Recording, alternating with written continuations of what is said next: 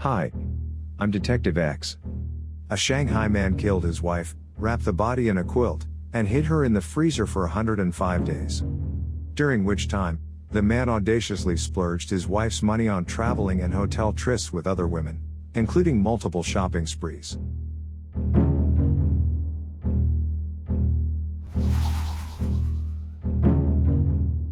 February 1, 2017 was the 5th day of Chinese Lunar New Year, which was also the 60th birthday of young Gun Lian. Chinese deems 60th birthday as a significant milestone. In conjunction with the most important traditional festival, the young family put up a great celebration inviting relatives and friends. However, their only daughter young Li Ping failed to turn up for such an important occasion. Despite the many calls and texts, young Li Ping did not respond at all, which was unlike her usual self. Amid the celebration, the Youngs received a call from the police, informing them that their daughter was dead. The murderer was none other but their son-in-law Zhu Xiaodong.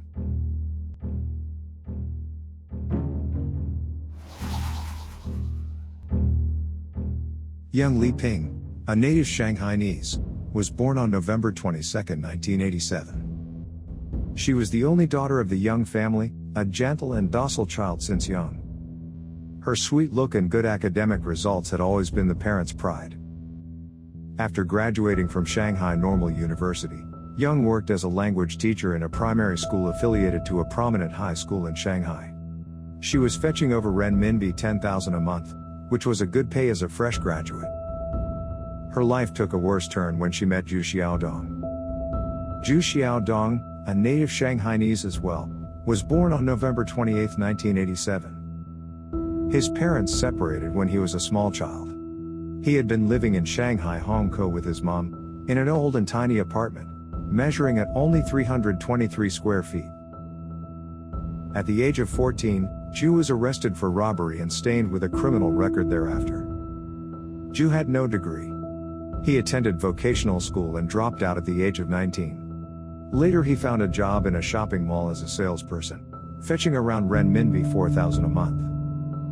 He was a big fan of nightclubs and frequented these places, in spite of his meager earnings. He also liked to keep exotic pets like snakes, lizards, frogs and spiders. In 2007, Zhu took part in a TV singing competition. He rose to fame quickly because of his good look and fair complexion.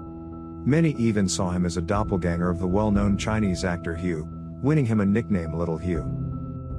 However, Zhu didn't make the cut and was eliminated. The stardom dream shattered and Zhu was back as a salesperson in the shopping mall. His desire for high living did not diminish but grew stronger. He loved splurging on food and fashion, often spending thousands on branded goods on a whim. He even indulged in online gambling and ended up with heavy debts.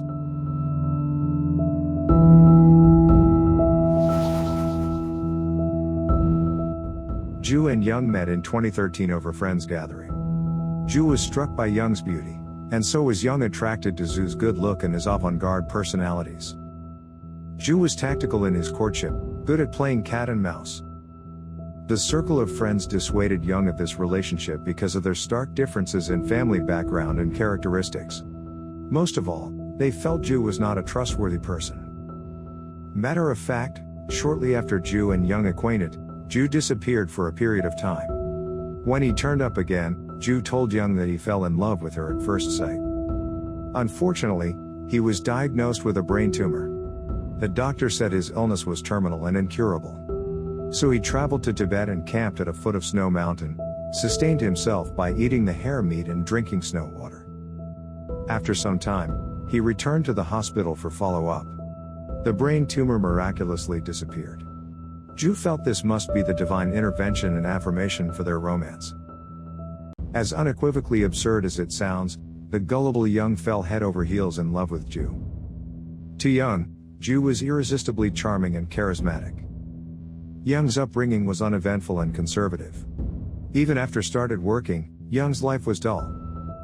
Other than the occasional social gatherings, her life was either work or family. Perhaps such blandness propelled Young a deep yearning for change and excitement. From her fondness for the funky rebellious-looking Japanese rock star Miyavi, it's not hard to see why he would fall for Zhu, who had a similar air of sophistication.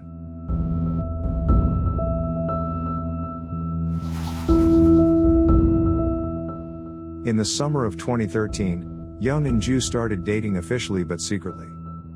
Young was aware of her parents' disapproval. Only after dating for a year did she bring Ju to meet her parents. In their first meet-up, Young's parents found Ju disdainful and disrespectful. In one of their family gatherings, Ju in his insolent tone said something disrespectful. "I love young Li Ping, none of you is qualified to reprimand her, not even her parents. Only I can tell her off." The Youngs were all irked by his words, including Young's grandma who doted on her. After this, the grandma tried to warn Young that this person is not reliable. Too dazzled by love, Young was oblivious to all these red flags.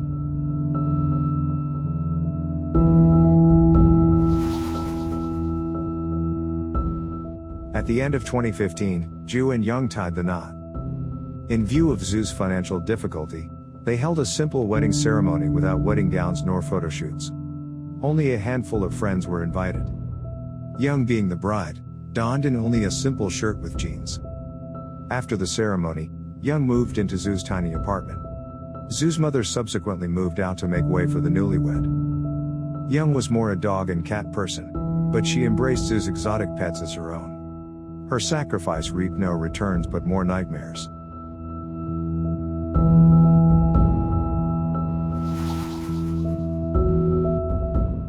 Before marriage, Ju had displayed excessive control over Young. He stopped Young from contacting male friends, as seen from her post on Weibo. "My WeChat was deleted a few days ago. Find me via text or phone call. I'm not sure how many of you are still hanging in there in Weibo. Females are welcomed anytime, but the males are at risk of being deleted. In the next 48 hours, I have to gradually unfriend some of you in Weibo.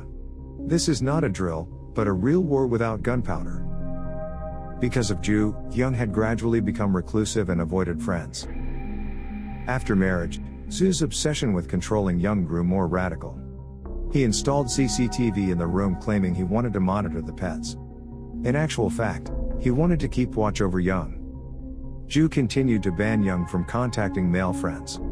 But he himself was having multiple flings with other women. Only 1 month into marriage, Young found out Zu's extramarital affair and had a huge fight over this. To pacify Young, Ju wrote a letter of guarantee that reads, "I promise you are the only one. I promise I shall never text anyone. Never contact anyone. You can check my phone every day.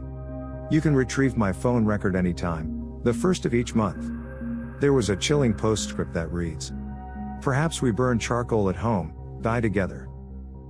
Their fights were not just about extramarital affairs, but Zu's addiction to gambling and his mountain of debts.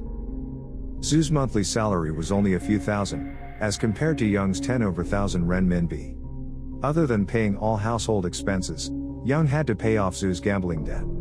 From sweet romanticism to pragmatism, the relationship spiraled downward.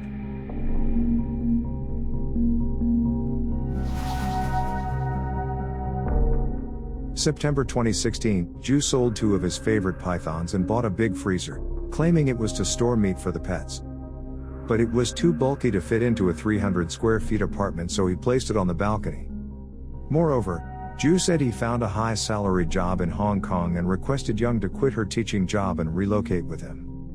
Young, being gullible and obedient, complied without question. September 14, 2016, Ju accompanied Young to tender her resignation at the school. Next day after the resignation, Ju brought Young to Hangzhou for a holiday. However, Ju failed to book a hotel and they broke out a fight. October 17, 2016, the couple went back to Shanghai. Young brought up the matter in Hangzhou again. Ju suddenly flared up and strangled Young to death. To conceal her death, he wrapped her body in a quilt and hid it in the big freezer.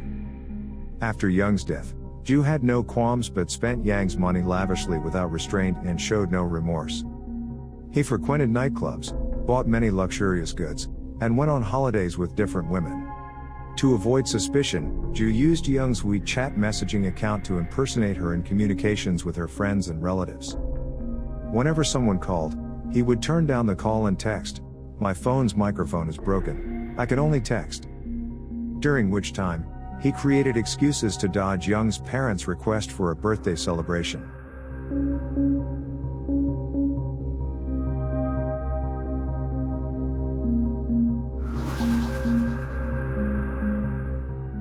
Eventually, Young's mother gave an ultimatum.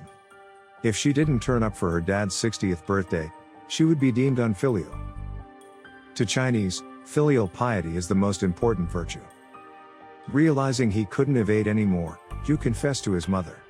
Zhu's mother had no choice but to bring Zhu to turn himself in, hoping to exchange for a lighter sentence.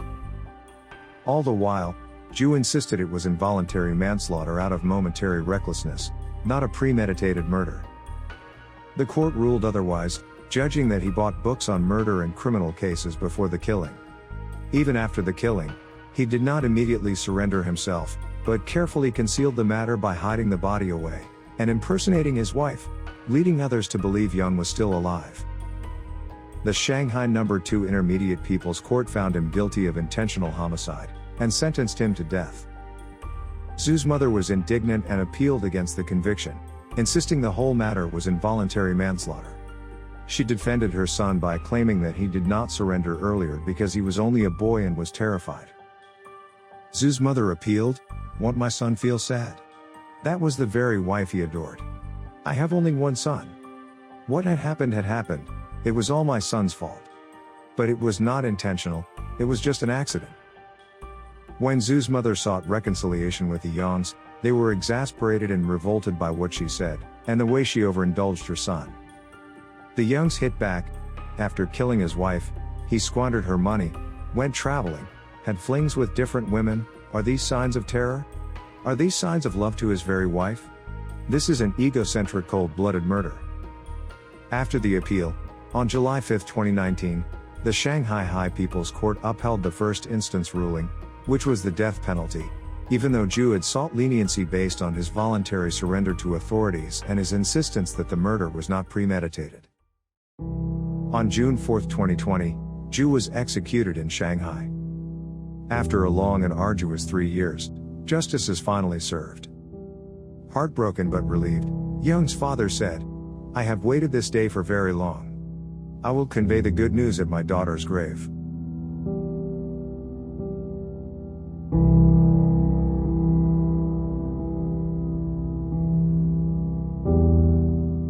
I'm Detective X. See you in the next video.